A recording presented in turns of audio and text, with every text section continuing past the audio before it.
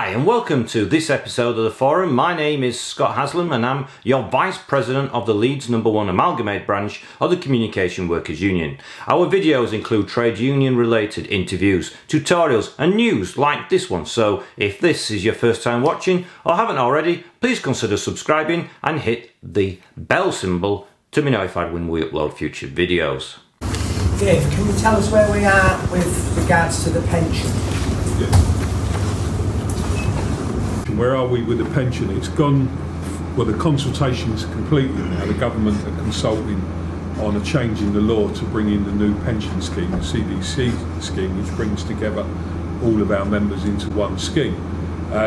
And it's up to them now to bring forward that legislation. We're hopeful that that will take place very soon.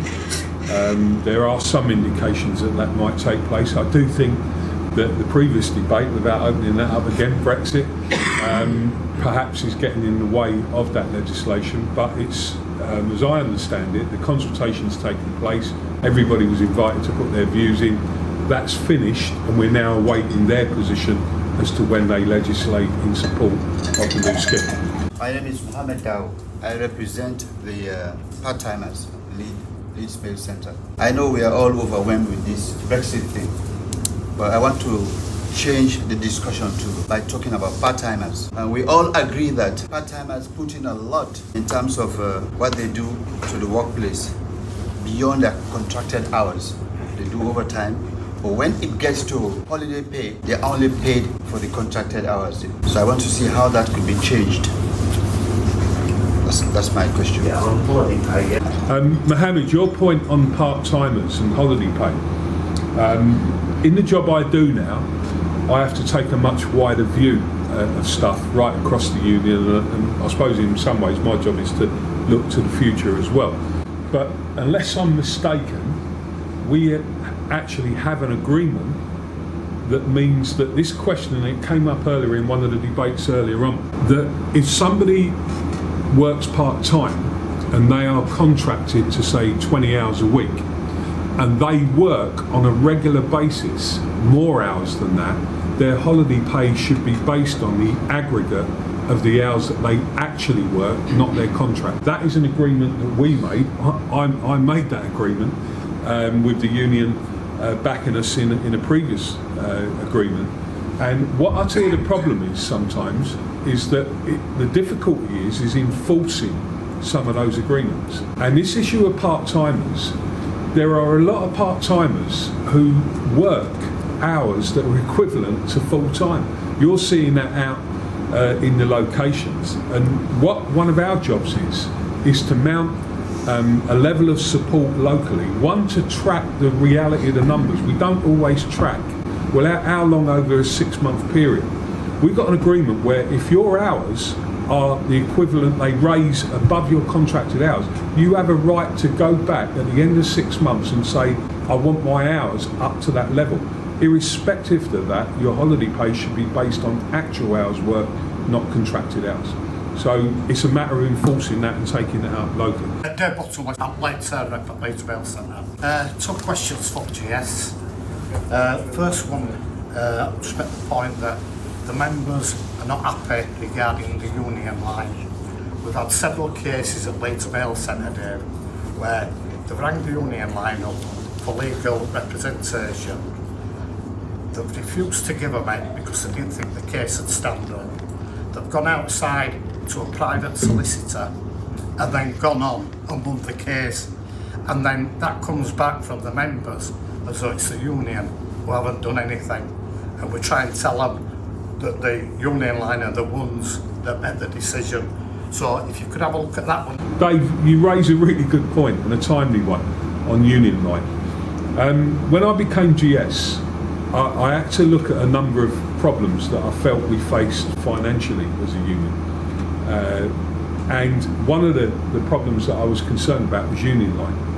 Not because we made the wrong decision in setting up union line. We partnered with a GMB in union line because there were legal changes, Richard will know this, that meant that the old way of working in our previous way was not going to be sustainable. We had to do something different. So we set up our own legal company. My concern was with the financial performance of Union Line and what I was picking up of what you've just outlined, the potential for cases that we used to take up not to be taken up in the future. And I think there's some truth in the points that you've raised.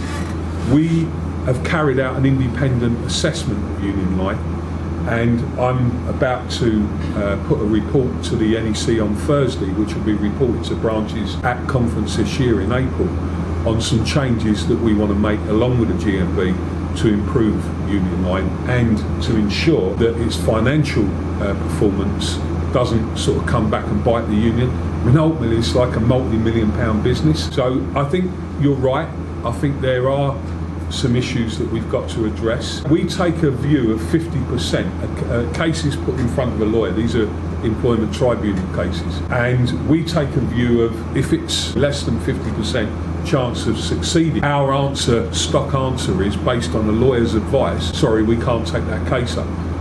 What Dave's saying is that you can go outside now and you can go to other solicitors who will do those cases on a pro bono basis, i.e. no win, no fee. And people are doing that and they're winning some of these cases. Well, I think that means that we've got to look at that hard number and say, actually, sometimes you have to back a case irrespective of whether the number is given as a 50%. In particular, I'm very clear on this when it comes to some of our reps who are attacked by the employer, who often target reps on occasions, and you know, we should be looking at our members.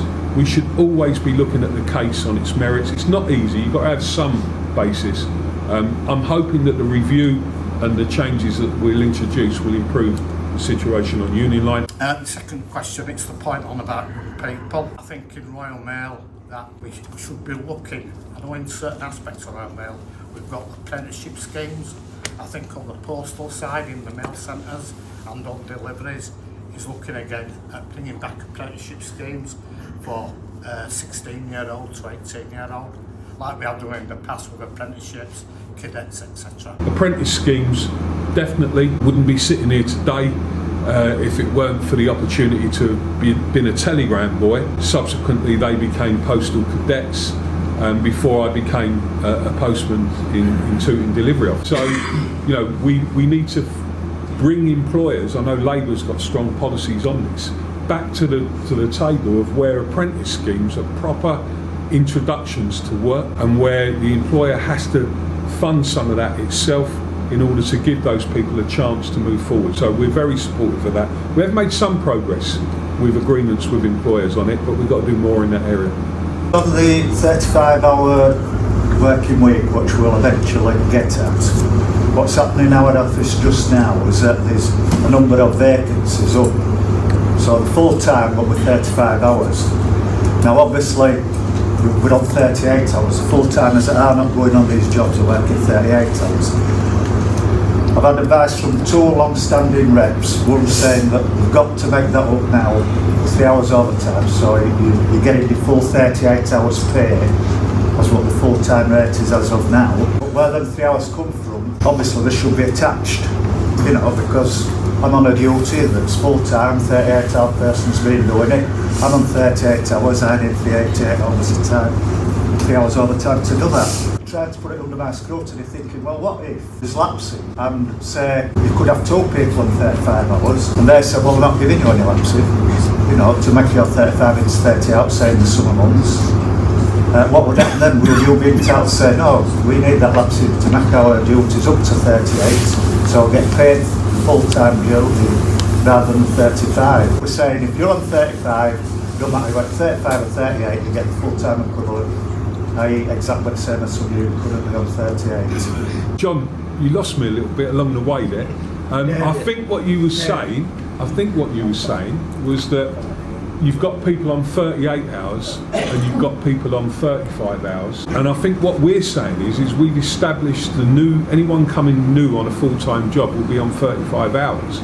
And what we are not going to do in that process is take the people from 35 up to 38. We're taking the people from 38 down to 35 without loss of pay. That's the union's position. There's a big debate coming about the second hour that the union secured in October, and I think the company may want to put things on the table there that we may find unacceptable. But let's wait and see. Our guys are dealing with that at the moment. Bokal, I don't know whether you've got anything to add to that locally, but if I could clear it up, John, it's bringing people down, not bringing the others up. An LTB came out on 16th of October, number 589/18, and it's about the 4 Pillars Agreement, OPG 35-hour full-time duty deployment. Everything you've asked is in that LTB. Talked a lot today, haven't we, about the CWU working with the Labour Party. We talked about solidarity, we talked about sticking together, we talked about the CWU being a fighting union. Well, we've got there's been a lot of negativity in this room, I believe. But I want to mention something very positive because of this solidarity, because of the CWU working with the Labour Party, and because of being a fighting union. Royal Mail, and if Terry Pullinger were here, you know exactly what I'm going to bring up. Royal Mail have for the last 18 months tried to close down actually the nearest office to this hotel, Holbeck Delivery Office, Leeds 11, and we've fought them all the way. And I just want to mention names here that because of the solidarity of our area safety rep, Paul Arundel, and the fantastic work that he did, and the sub-area delivery rep, Chris Buttle, and the fantastic work that he did, the fantastic work of the divisional rep, Gary Hodgkinson, the fantastic support of the Holbeck delivery office members, 100% unionised, and many of the members in City Delivery Office as well. And also for the fantastic support of Asghar Khan, one of the local councillors, and the fantastic support of the branch secretary, Andy Lee, and also for the fantastic support of Hilary Bain, MP, and the Labour councillors, Angela Gabriel and Adam Ogilvie. Because of that solidarity, that fighting, making sure all national agreements were adhered to, especially when it came to health and safety, and not giving Royal Mail an inch with anything in relation to the national closures and mergers agreement. We've won that fight.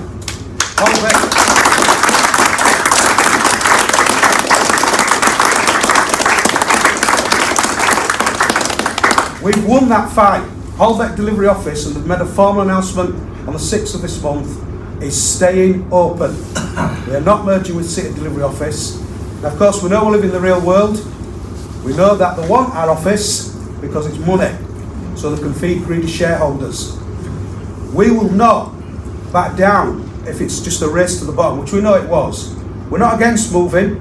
We want to move that's right for the people, for the customers, not just for the business and for greedy shareholders. Just maybe like Dave and Richard's maybe comment on that. But that's a success story that we need to remember. When we do all what we're saying, we do win now and again.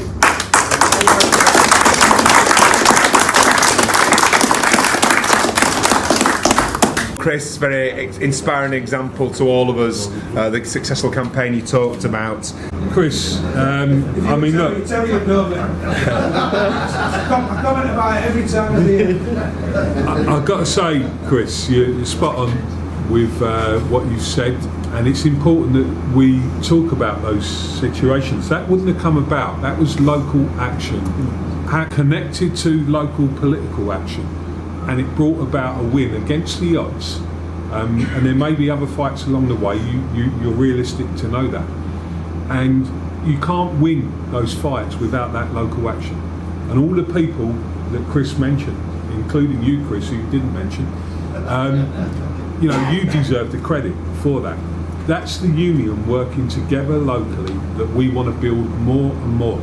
And I was pleased when I saw some of the photos on social media with you guys all out on the street celebrating that, standing up there showing our flag, because other offices will get more inspired by that action and the fact that you've showed what can be achieved, and they will then follow suit, and that will be the benchmark that others to follow. So well done. I'll pass that on to Terry as well. Terry Harris, retired member. How successful is the union been on recruiting new members in other industries, especially the companies that are delivering the same material as well? Want to take those? We're a membership that's losing members because we're in Royal Mail Group and BT predominantly. We're like a two-company union. And I'm here to say to you, we can't survive as a union if we stay just in that place. I'm also here to say to you that it's absolutely our responsibility to join up and work with other trade unions to organise the workers in our sector. And that's the basis of the paper, Terry, that's going to the NEC on Thursday to strengthen our position across the sector. We want to explain that to members, to reps, but here's the truth.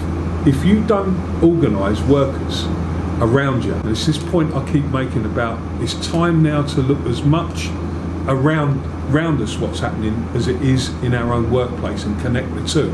If you don't do that, we're only going in one direction. We're going on the race to the bottom. And our job as a trade union is to get hold of them workers and is to bring them into our union or cooperate with other unions, good unions like the GMB who are in our sector, who are working there. I want to talk to the GMB about how we're going to work together to organise the sector. New unions, incidentally, there's a new union called the Independent Workers of Great Britain, who people in the trade union movement take a different view on this. Some people think they're doing a good job, others think they're a threat to us. I take the view, if they're getting members and they're organising workers who are being paid below the minimum wage, then that's a good thing in my book. But I want us all to work together and cooperate. So you're spot on. We're not in a good place with that at the moment. We're starting from a pretty poor position. And our union, which is a great union, has done some fantastic things. We set the benchmark on pay, pensions, terms, conditions for the whole of this sector and have done for years because we're a fighting union, as Chris said. We have to take that outside and create that same spirit around us rather than let what's outside come into us and take us down. That is the fundamental choice that we face. So we're going to move into that position in a much stronger way in the coming weeks and months. On Dave's point about the future, I agree with 100% there. I've got a daughter who lives in Leeds East, can't get on the housing list. They build these new houses, affordable housing, affordable to who? Affordable to who? You see in one-bedroom flats going up in our area, two-bedroom flats, £150,000 plus. What are they affordable to? If you get a 10% deposit, that's £15,000. Then you've got the repayments. Where is it coming from? It saddens me to see that my daughter, now my grandkids, are going to be worse off than what I want, taking on Dave's point. So I do believe that the trade union movement, along with the political people, have got to get that together. And I believe that you're quite right there, the trade union movement really needs to shut itself up and have this day where everybody stands together. Because I've been at trade union conferences and they pass these motions and it's just like nothing. How many motions at the TWC conferences have been naturally imposed? One. No, you go there, listen to about an hour and a half of debate. All those in favour, thank you, Charlie. Next one comes up, another hour and a half, everybody's patting themselves on the back. And it's about time now, they've passed these motions, that they've put action into words. I want to say something very quickly about Brexit one more time, because I heard that debate. Where we are as a union is that we supported Remain, we recommended Remain, but I honestly believe that our job is to unite Remain and Leave voters. And everything we say and do should be aimed at that. Personally, I'm totally against a second referendum for many of the reasons that Richard set out. I've gone in press and said that on several occasions. And I don't think it's the answer. And whatever happens with Labour policy, you know, people will have different views on that. But let me say this. Steve, you was right to say about how liberalisation, effectively privatisation of the market was done by New Labour, and it was. These guys here ain't part of that debate. These guys here are offering a completely different view of Labour to what New Labour was. And you know, it's wrong to blame Labour for what's happening on Brexit. What's happening on Brexit is fairly and squarely at the door of the Tory party. If people believe that we should have stayed in Europe, well, the Tory party done Brexit purely on the basis of keeping their own party together. Where we are now, I like to look at it like this. I like to look at it that the problems in the UK, I personally think, are greater than the difference between a soft Brexit or staying in Europe. Economically, for jobs, I think we've got to do a job in the UK, and at the heart of that, as much as we'll support Labour, and we will, Dave's 100% right, that was my message today, the trade union movement has a job to do irrespective of all of that, and we're going to do it. And we need your support to do it, to bring about the changes that we need in our own industry, and also the changes that all workers need. So you're never going to sort Brexit out today, but think about these issues in a wider context, and we'll all be together at the end of it. There you go. Please like this video, subscribe if you haven't already, and please share us with your friends on social media. Remember, unity is strength. Thanks for watching.